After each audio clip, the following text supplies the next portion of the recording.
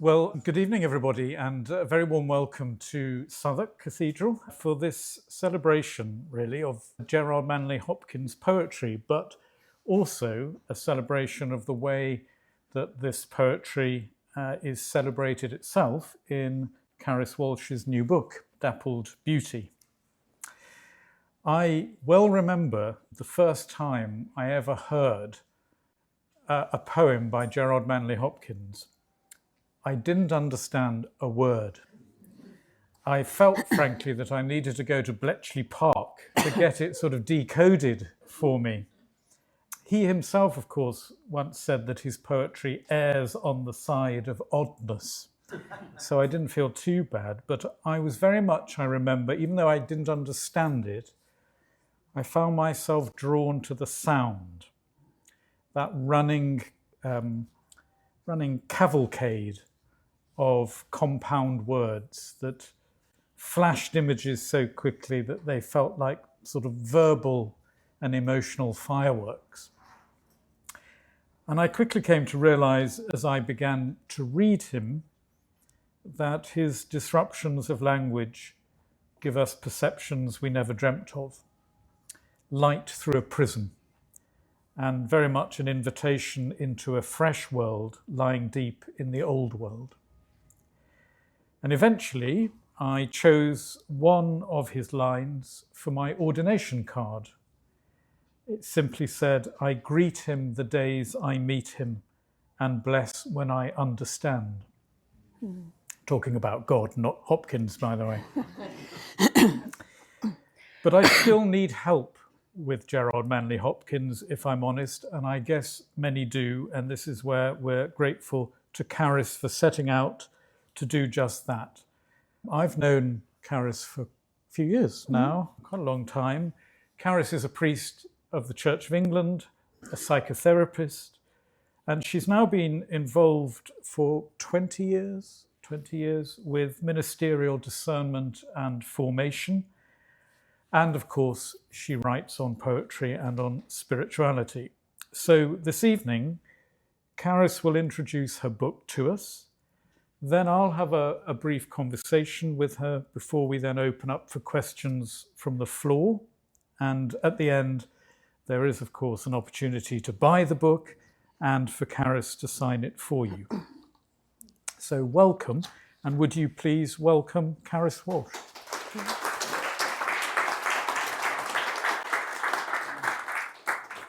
Hello, everybody. Good evening. It's really good to see you. Thank you very much to Mark. We're going to spend a little bit of time, first of all, just thinking about Gerard Manley Hopkins. I imagine we're a mix here tonight of people who are very familiar with him and people who are less familiar with him. So I'm not going to make any big assumptions and hope that from the few minutes that we have to begin this session, that people will be able to pick something up, whether you know him well or not at all. So I thought I'd say something to start off with about him, a little bit about what attracts me to his poetry. There may be more to dig into there later. A little bit about his life. And then what we're going to do is spend a few minutes looking at one of his poems. And then I will sit down with Mark. So the comment, first of all, about reading his poetry and how it is and can be incredibly mysterious. And for me, reading poetry, the most important thing is not trying to master the poem, sort of think I must get into this, what does he mean by it, so much as to allow the meaning to rise to meet you, which sounds a little bit kind of slightly abstract. But by that I mean allow the sounds that he creates, allow the words, which may be mysterious, to let all their various connotations arrive for you as well. It's possible to discover that a word you thought you really didn't understand, if you stop and let its various meanings come to you, then maybe you do grasp it a little bit more. And in reading him in that way, we start to get a sense of what Hopkins was fundamentally about, which was communicating inscape, which may sound very strange at the moment, but I will say more about that later. So the reason really I find his work really compelling is that I've long loved poets who give us an insight into a combination, a blend of the spiritual life and the emotional life. So how we develop as people and how we develop as artists, and also how our spiritual life develops. It's this kind of interweaving of these elements. So whether we're talking about T.S. Eliot or Horace Thomas or some of the great medieval poets, or indeed Hopkins himself, this for me is a very compelling thing in a poet. And so Hopkins it was to whom my attention landed in a very kind of focused way in order to spend a long period of time getting myself into his work. For me, one of the ways in is through a poet's life. So a little bit about Hopkins. Here he is, the man himself, and I'm now going to show you a few more images of him. You may guess from this that all of the images kind of fall within around a 15 to 20 year period, and that was because he was a very young man when he died. He was born in the 1840s and he died only 44, 45 years later. So the rather blurry sepia image is of him, the youngest photo of him when he was a student in Oxford. Hollow cheeks is, I think, the last one of those photos. But this was Hopkins at various times in his life. And he was born in the 1840s to quite an erudite, creative, articulate, artistic family in London. His father was also a poet. He stayed in London until he left home to go to university, and he went to Oxford, and there he had a couple of really important encounters. One was with a young man who died very, very young. And it seems that this was a very significant person in Hopkins' life whom he mourned. And the other one was a man called Robert Bridges, who subsequently became the Poet Laureate. And he was Hopkins' great friend. He was the person who first published Hopkins a long time after Hopkins died. And it was a very important friendship. This all comes together. Around this time, Hopkins was casting around for what his vocation was. Was he a poet? Was he a priest? Was he both? And he entered the Roman Catholic Church and began training as a Jesuit priest in North Wales. Some of you may know St Bynoes in North Wales. He spent some incredibly happy years at St Bynoes in North Wales. The only fly in the ointment for us, for subsequent generations, is that he destroyed many of his early poems because he felt that being a poet wasn't consistent with being a priest. Eventually, that shifted when he got permission to write a poem again.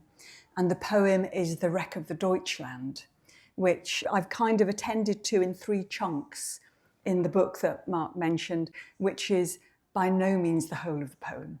A ship foundered off the southeast coast of England, and it was a ship filled with religious sisters who were making their way to a new place where they thought they would have more religious freedom, but the ship foundered off the coast and most people went down in the wreck. The ship was called the Deutschland, hence the name. Ironically, perhaps that poem was considered far too bizarre and modern ever to be published, so it wasn't published at that point. But the floodgates had opened. And what we find with Hopkins' poems after that is this incredibly mature poetic style that seemed to have been kind of gradually building and building in the background. It burst out. And suddenly it was as if he was a fully formed poet who had not written for a long time. And so we get this extraordinary body of work. And those of you who are familiar with him will know this phenomenon that Mark spoke about, which is the sound. He created this wonderful soundscape in his poetry. And he did this through a mixture of his learning, his studying. He was a great technical poet, but also through his spiritual core, his heart. And what we find being poured out into his poetry is his own spirituality. And what he was seeking to do was not just use images in a kind of simile sort of sense. What he was seeking to do was put into words his experience of things in the world and his experience of God in things in the world.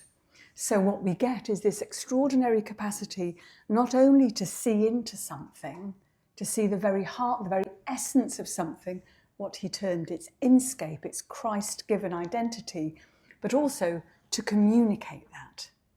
Now, this was a particularly sort of ticklish combination, if you like. Not only was he seeking to communicate that which he saw at the heart of the world, but to give us readers, the capacity to apprehend what he was seeing.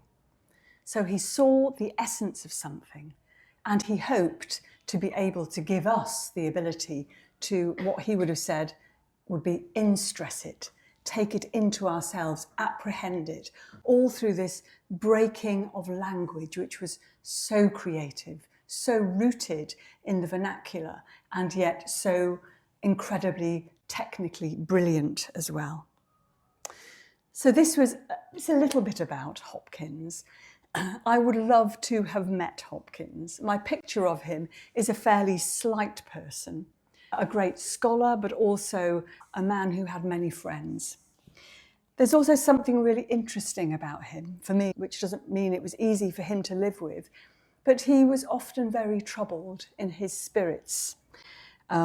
This started to happen fairly early on in life, and it became intensified as the years went by. And after what he called his salad days, when he was at St. Bino's and absolutely adored his time there and discovered God everywhere in his time there, he hit some really, really painful and difficult years. He went into ministry after his few years of training, and he seemed to have been shuttled around all over the country as a teacher, as a school teacher and chaplain, as a parish priest. He went to many places. And the most difficult places for him were those places which were the industrial heartlands of the country in the second half of the 19th century. So Liverpool, Manchester, all over the north. He went up to Scotland as well.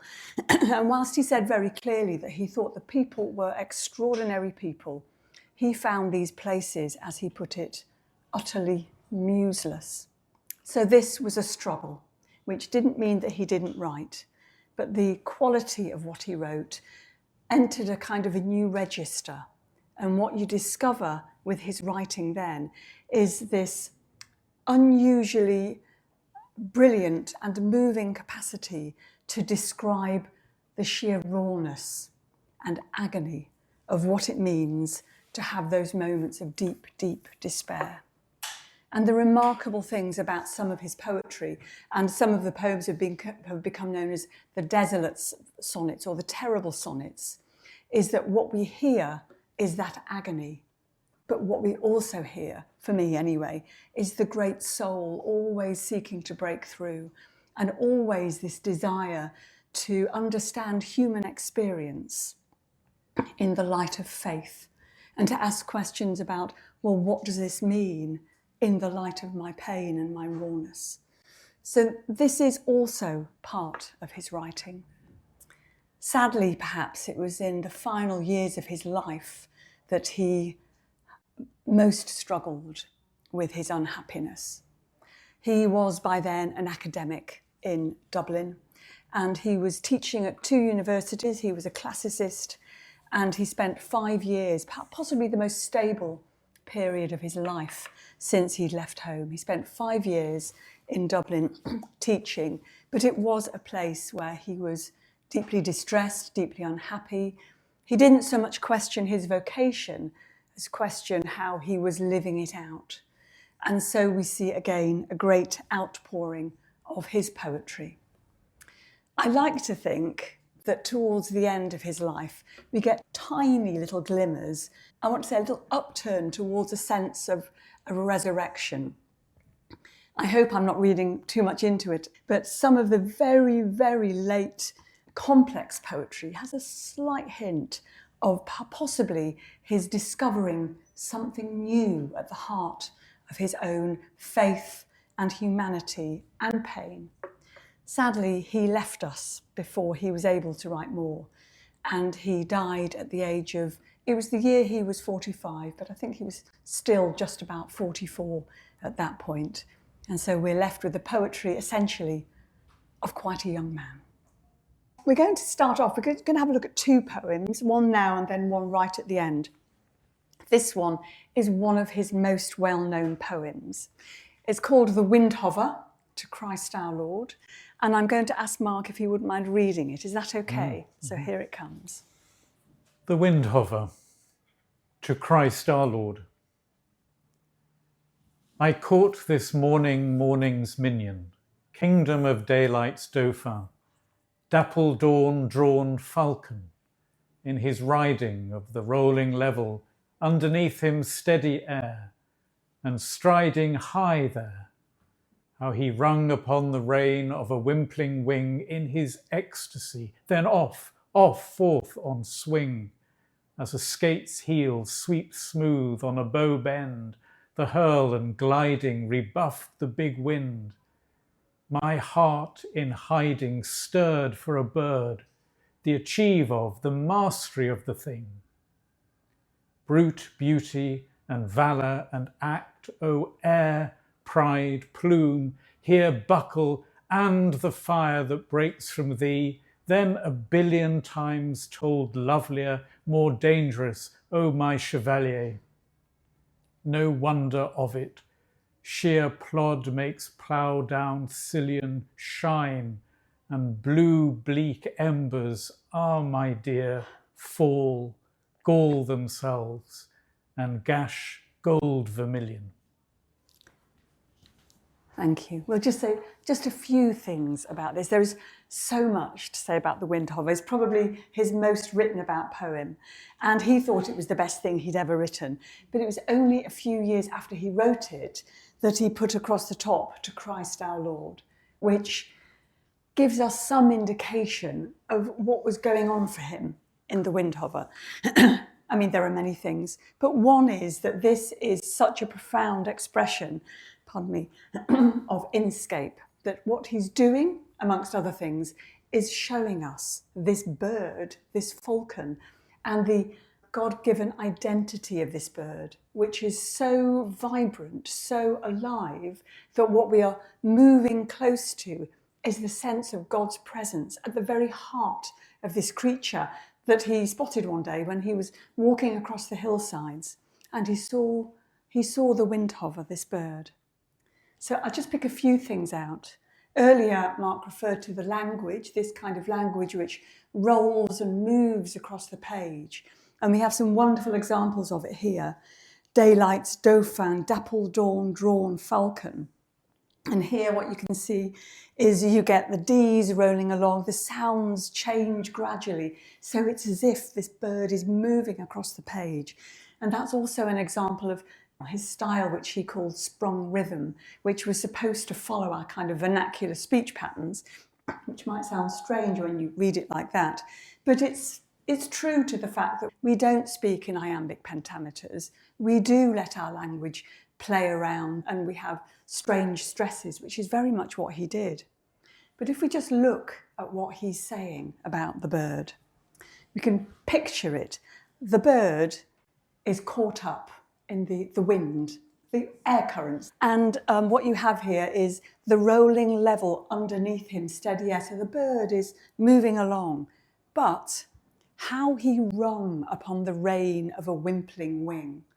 Now, what we could imagine here, perhaps, is this bird doing a circle like this. So the wimpling, which is a very much a Hopkins word, gives you the sense of the feathers rippling in the wind, this wimpling wing as the bird swings in his ecstasy. So this bird isn't just flying about, it's flying about in its true self. Then off it rides forth on a wing. And the analogy, if you like, for this is if you see a skater going round a bend, doing a tight curve, the bird is doing that. The bird is going round at a tight curve, and you suddenly get the idea of this bird spinning on the air currents. I think this is really beautiful. My heart in hiding, there's something very poignant about that. Stirred for a bird, this energy. But then this is a sonnet, so we get the break here after the 8th line. And the tone slightly changes here. Brute, beauty, it's like the language starts to get a bit choppy. Brute, beauty and valour and act o'er air, pride, plume. Here, buckle. Buckle is a curious word. It can mean so many things.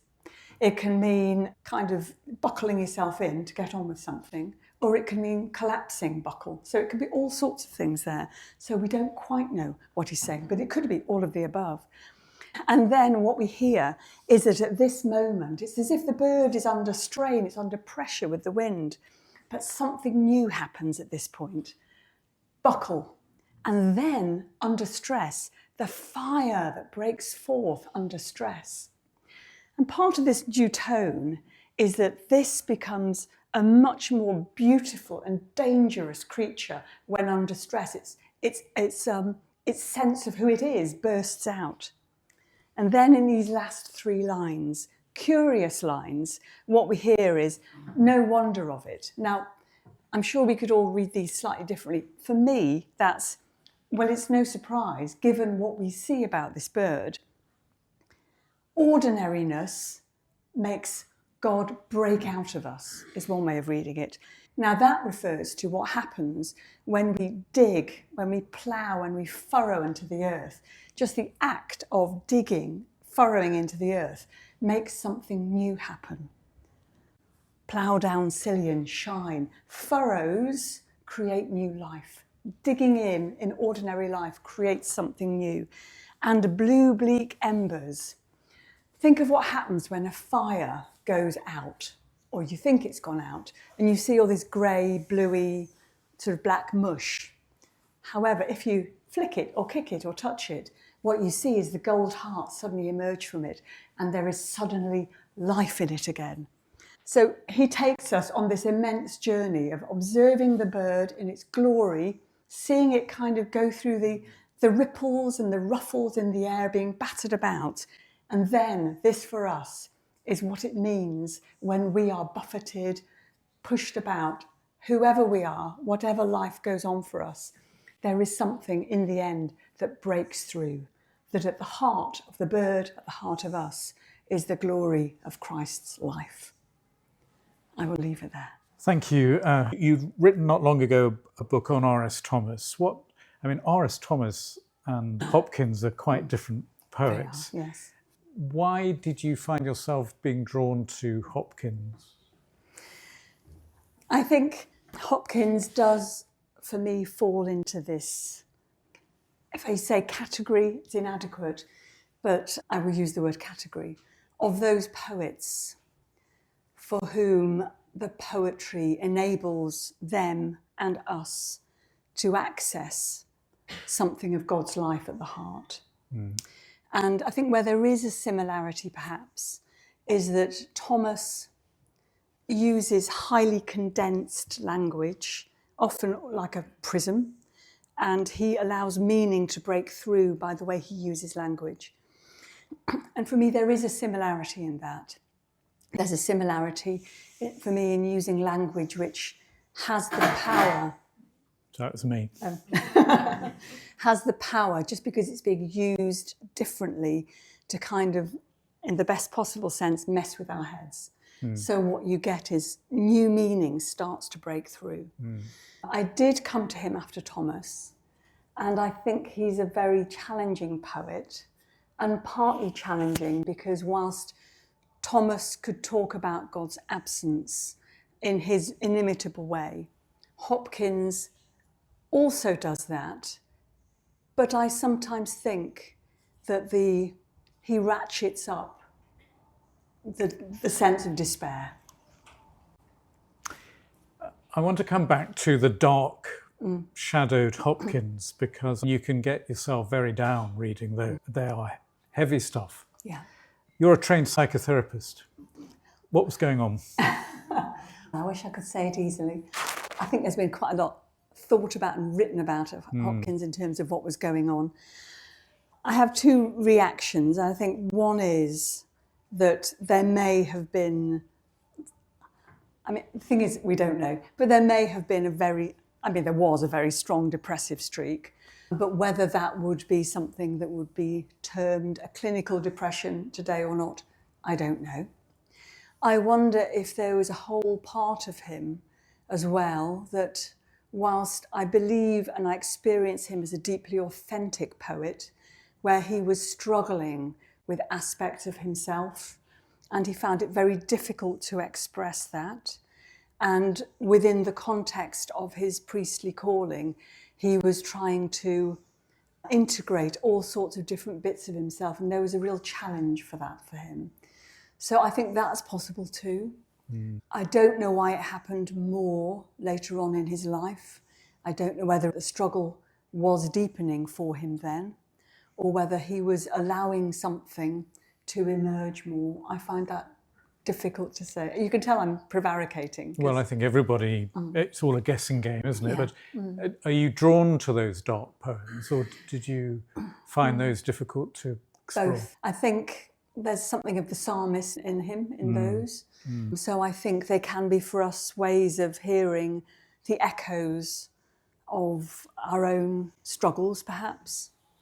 In some of them, the language has reached way beyond him. So the poem which has "The Mind Has Mountains," "The Mind Has Mountains," it's another collection of poems later on by Elizabeth Jennings. And it's these sorts of phrases have become more familiar.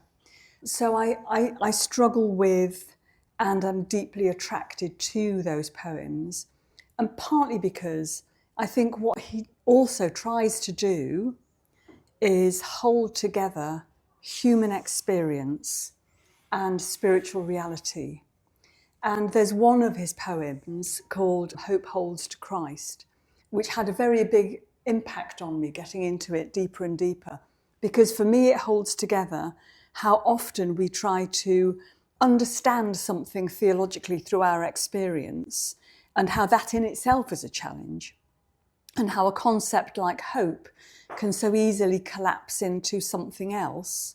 But I feel that his poetry gives us the opportunity to wrestle and to hold that space between human experience and a kind of theological understanding without collapsing too much one way or the other. So we can retain our humanity and we can reach out in hope as well to something else. I remember he called those poems, and to one of his friends, he said they're the desolate sonnets written in blood. Yeah. It's very striking. Very striking. I think that was to Robert Bridges, wasn't it? Yes. One of his letters. Yes. Yeah. Talking of Robert Bridges, and just to reassure those of us who find Hopkins difficult at times, when he sent Bridges The Wreck of the Deutschland, the poem about the nuns dying on the shipwreck, Robert Bridges couldn't make head or tail of it, and wrote back saying that he would never read that poem ever again in his life, even if he was paid. When he then later in life published Hopkins, way after his death, he wrote to Hopkins' sister and said, actually, it's a little bit better when you see it in text. But, he says, I wish those nuns had never set off. That's interesting, sort of. So he found him difficult, and I think it was quite difficult in their relationship at the time, that to understand a friend but not to understand their poetry can feel difficult. Yeah. And they didn't share a faith either. No. So I think that's possibly part of the dynamic. And I have to say, when I thought I've got to do something with the Wreck of the Deutschland, I've got to do something. It took me about 3 months to have a sense of what did I want to do with the Wreck of the Deutschland, and to feel a sense of fellow feeling with it. So I think it is a particularly difficult poem. It's quite an epic poem. And I wonder if that's to do with, it was his first poetic exploration for quite a long time. So it could be something about the poem too. But he is difficult. He is difficult. And yeah, he is. So finally, I'll open it up. But I go around telling people that it's the difficulty of poetry that can be the most rewarding part of it, because this is language that's gone to the gym, and it's acrobatic, and it's demanding a different energy from us, and that sometimes, with any piece of art, I suppose, not just poetry, but sometimes you sense that even though you can't understand it's understanding you, so you stick with it. And I feel that with Hopkins sometimes, that I don't want to walk away, I don't want to abandon it because I find it difficult. Yeah. I'm sticking with it Yeah. because I think there's value somewhere in it. But apart from buying your book and being aided into it, what other tips do you have for us when you think, is this just worth my time trying to, and I get the fact there's no one meaning, there never is in a poem. And sometimes it's more akin just to listening to a piece of music. You don't ask, what did that mean? You say, how do I respond? Yeah. And I think that's one way in. But do you have other tips to us as to what do we do when you're not in the room to help and we're sitting at home scratching our heads going, bloody hell, this Hopkins is making me work overtime here. I think it depends on your style. There's a wonderful, well, there's loads, but there's some volumes of letters. Now, I'm not suggesting you have to buy the whole sets of his letters, but his letters to his friend Robert Bridges are wonderful because they have quite a lot of his ideas about poetry, quite a lot of this verbal sparring with Bridges about, well, don't read it like that, read it like that. So that can be a really helpful way in, and you get to know the man at the same time. There are some great books about him. There's one by somebody called Paul Mariani. There's another one, and I suddenly can't remember the name of the author or the title, but it's in the back of the book. So, if your way is to read around the person, I would say read around the person. And if somebody is sitting here tonight who hasn't ever read Hopkins or once tried and gave up, give us one poem that you would send us home to read, to do our homework with. Okay. I would go for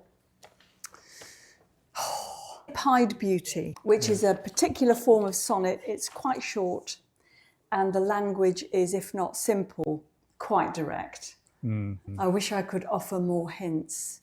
I think one way of reading him is stalking around the room, reading him out loud, actually, because that, you get it in your body then as well. You get what he was trying to do in your physical reading of it. Okay, so if you'd like to ask Carys a question, please put up your hand. Last summer, with this, I know this poem well, I was walking on a cliff path and a kestrel came by, and unusually it was at the same level as me. And it was so made sense of this poem because the whippling wind, you could see it about 10 feet off. Yeah. And the thing was that flash, the Paradamsilian shine, because you saw it with the light on it so close, and that falling as it swooped for prey, I took as the death of Christ, really, the foolish, the collapse or something as well. But I just wanted to share with you, if how exact this is, if you're ever in that lucky position to be so close to a bird that you can see every feather in the sunlight and the light breaking. So that was my just starting point to share with you. Thank you. We used to live in a part of the country where there were red kites everywhere. And sometimes you'd see this kind of the plummeting and then the rising again. And you get caught up in this sense of this creature, its own essence was utterly present and utterly pointed beyond it. And an ecstatic feel that you're witness to this almost. Yeah. And Helen Macdonald's memoir, H is for Hawk, that's been made into a film, a rather beautiful film, I think, plays with this poem a bit, helps you see the bird as you hear the poem. Yes, please.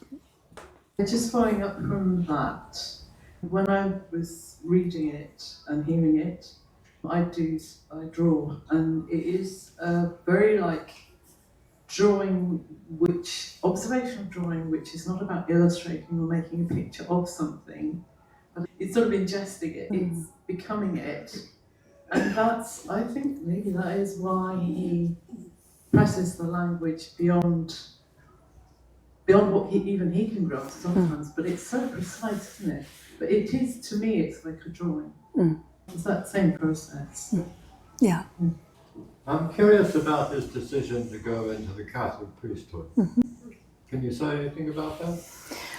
I think there were multiple reasons, really, or several reasons. The direction in which the Church of England was going at the time, I think he felt he wanted a different sensibility, a different spirituality. I think that was one of the main reasons. He was very heavily influenced by some key figures around at the time. I think lots of it was the spirituality that he was seeking. He was also thinking about what his vocation might be and whether he might enter the religious life.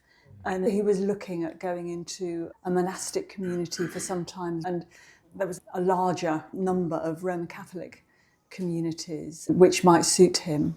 That opens up a whole lot to me, because I'm wondering about his later frustrations with all these different ministries. That contemplative, I'm wondering about all of his frustrations and disappointments later on. He did so many different ministries. Yeah. Maybe the root of that was he's a contemplative soul. It's possibly, I mean, one thing does come across a lot in his poetry and what he's written to others and has been written about him, is that he was somebody who loved the countryside. He loved what was around him when he was living in North Wales. What he saw going on was the darkest of our country in those days. The blackness in the industrial landscapes, the soot, the grime, that was one thing that caused him real problems. It was a calling which asked of him to go to other places, and there was this sense of loss for him that he didn't manage to get enough of a grade in his kind of final passing out exam, if you like, to enable him to stay at St Bino's. And he had to go out into another type of ministry. So there was that was around as well for him. But yeah, he was asked to teach he really didn't like marking essays. He had a lot of marking to do. So that kind of grind really affected him. And he was quite fragile physically too. I mean, spiritually, it's true that many contemplative introvert, and a lot of clergy, by the way, are introverts in an extrovert role. So they get tired out by it.